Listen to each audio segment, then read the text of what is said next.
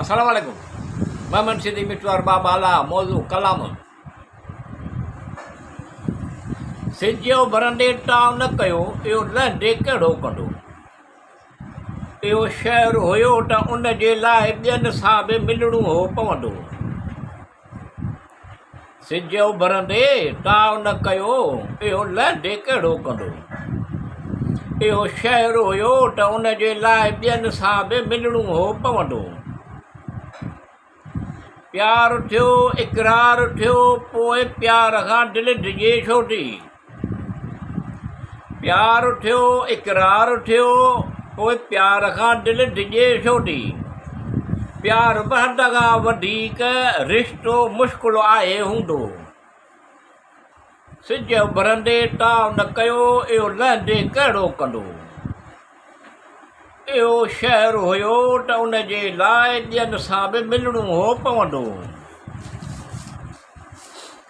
बसि इंसान वक़्त सां गॾु उन खे लिकाइण जो सलीक़ो सिखी वेंदो आहे।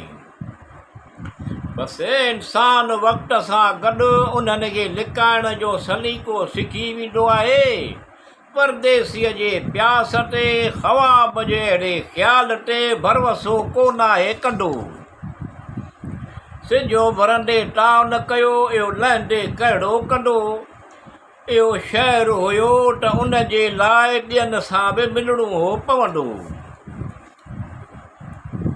आऊं अॼु बि ॿियनि खे नसीहत कोन थो करियां, विसरियो कोन आहियां। आऊं अॼु बि ॿियनि खे नसीहत कोन थो करियां। आऊं अॼु बि ॿियनि खे नसीहत कोन थो करियां, विसरियो कोन आहियां। अॼु बि आदाब जवानीअ जा न को विसरंदो।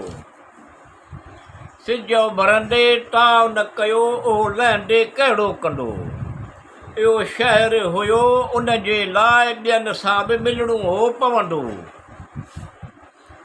ख़ुशबू जे जज़ीरनि में सितारनि जे हद ताईं हिन शहर में सभु कुझु आहे। ख़ुशबू जे जज़ीरनि में सितारनि जे हद ताईं हिन शहर में सभु कुझु आहे। बसि उन जी कमी आहे कॾहिं माण्हुनि सां मिलण महिल कॾहिं अकेलाईअ में उनखे आहे यादि कंदो। सिजो भरंदे टाव न कयो इहो लहंदे कहिड़ो कंदो। इहो शहर हुयो त उन जे लाइ ॿियनि सां बि मिलणो हो पवंदो। मूंखे उन जी यादि अचे थी कॾहिं मींहं बारिश वसण महिल, कॾहिं अखियुनि छिलकण ते। मूंखे उन जी यादि अचे थी कॾहिं मींहं बारिश वसण महिल, कॾहिं अखियुनि छिलकण ते। आऊं ईअं त भुलिजी वेंदो आहियां तलख़ अहिड़ियूं ॻाल्हियूं, पर जेको ज़ख़्म गहरो ॾे उन जो रवैयो यादि आहियां रखंदो।